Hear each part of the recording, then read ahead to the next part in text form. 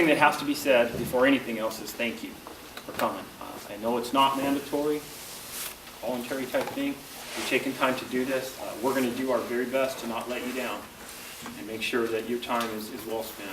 A lot of the feedback, most of the feedback that we've gotten, people said it was probably worthwhile, so we'll do our very best to live up to that, okay?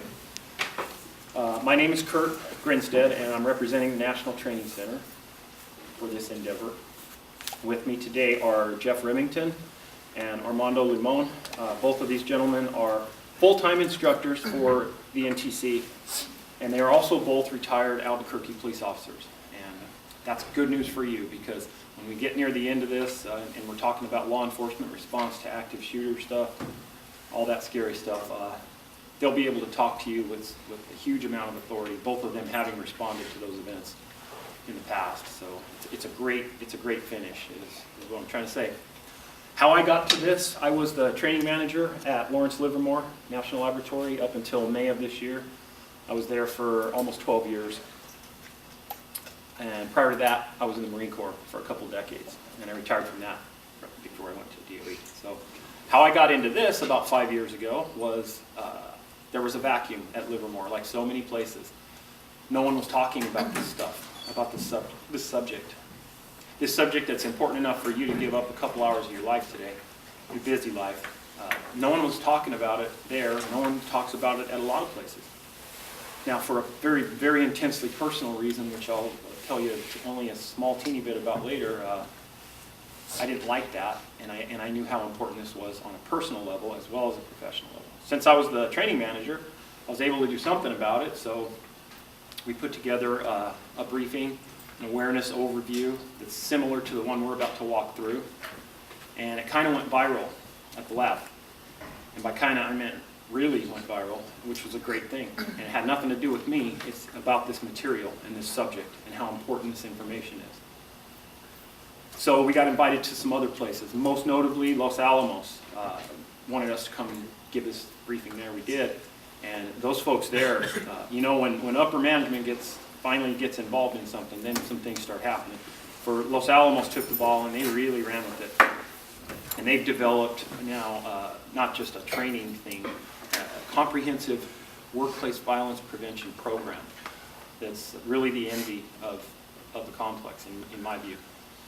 Here, there's not a functioning, orchestrated, one entity per se program. What there are a lot of pieces of it that have been working for a while.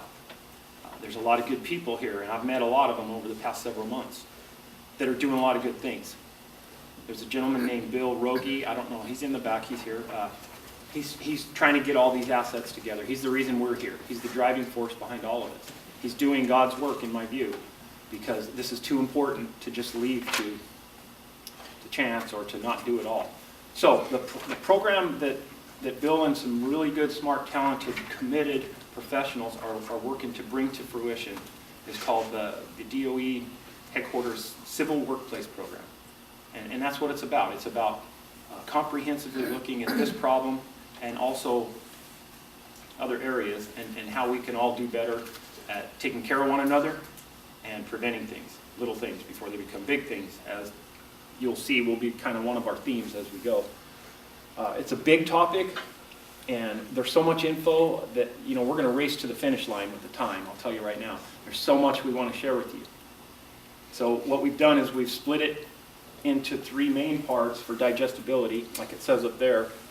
We have the awareness piece, the understanding piece, which is sort of getting us all baseline, definitions, things like that, and then prevention. And I know none of you feel this way, but there's a lot of people who kind of feel like there's not much they can do or anyone can do anyway. Stuff's going to happen, and nothing could be further from the truth. So we're going to talk quite a bit about prevention and all of our role in that, and how there are some very solid things that all of us can do.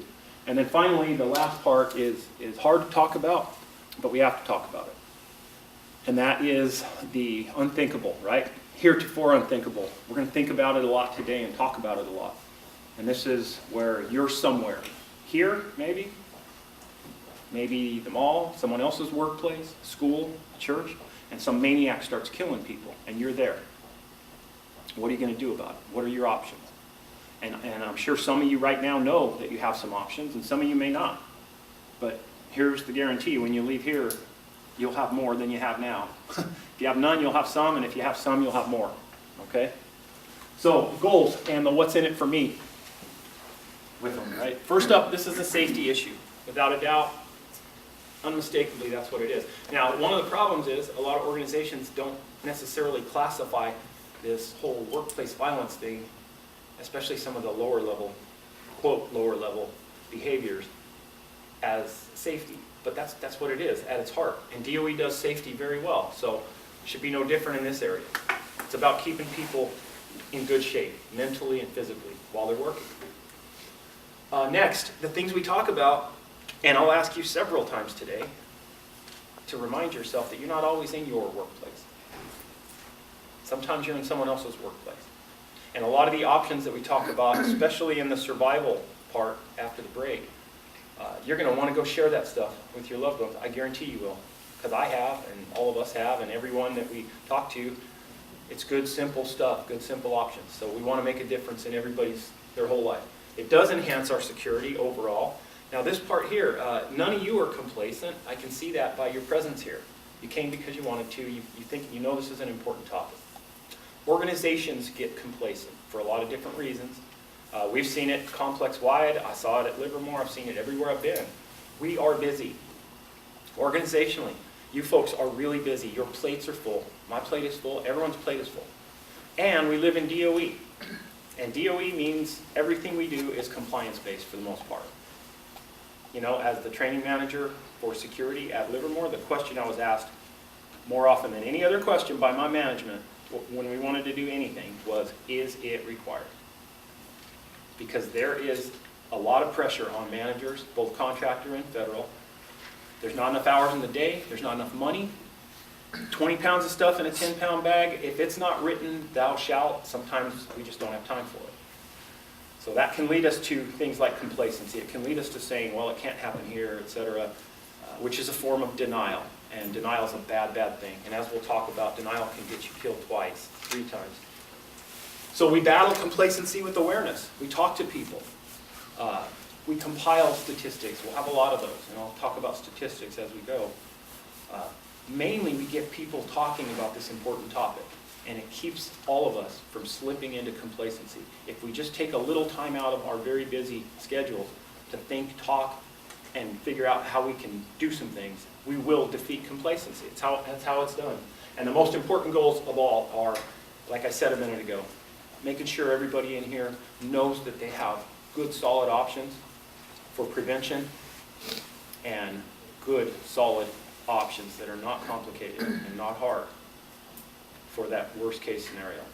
And if we succeed with that, we've succeeded mightily. Yes, sir? If I were stopped on the street at random and asked to guess who would most likely be connected with workplace violence prevention, an ex-Marine would not be my first guess. Maybe I've seen too many movies.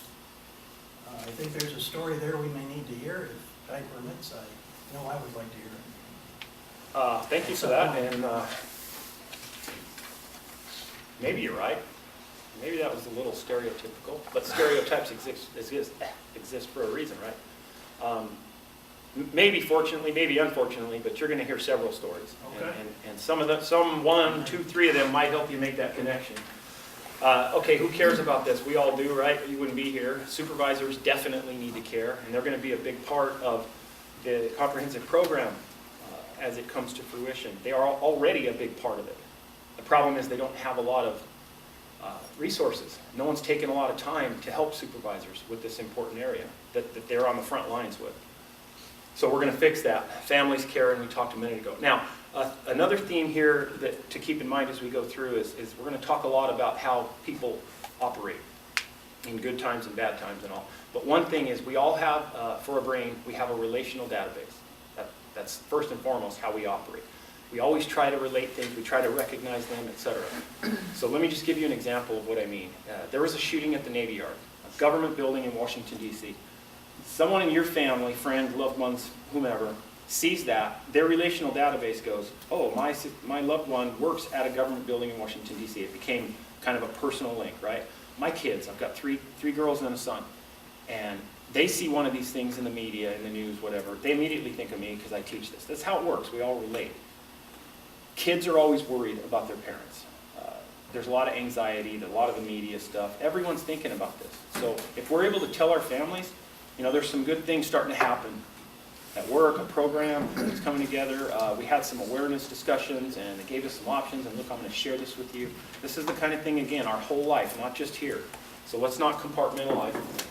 And again, I said we split it into three: the understanding, do some definitions, and talk about the spectrum of violence that we're discussing, and prevention formulas, and finally that worst case.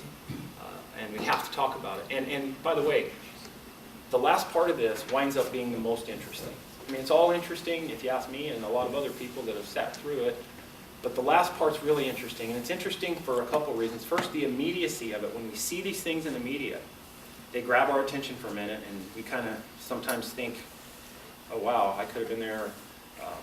So it's interesting in that sensationalistic standpoint. And it's also interesting because we're going to talk to you about your actions and your reactions and get you in the situation and imagining, and that makes it personal. So, all right, workplace violence.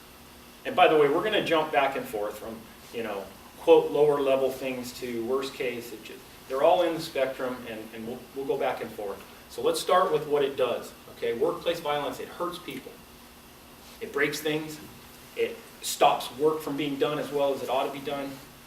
And it causes people a lot of anxiety and maybe even fearing for their well-being. Now, the spectrum of it includes a lot of things. So let's start with these things. And some people maybe didn't think a threat, a verbal threat, was a form of violence. But it is. It definitely is. All of these are. And let me tell you, these are bad. I think you know they're bad intuitively, and unfortunately I get to work on making you think they're even worse.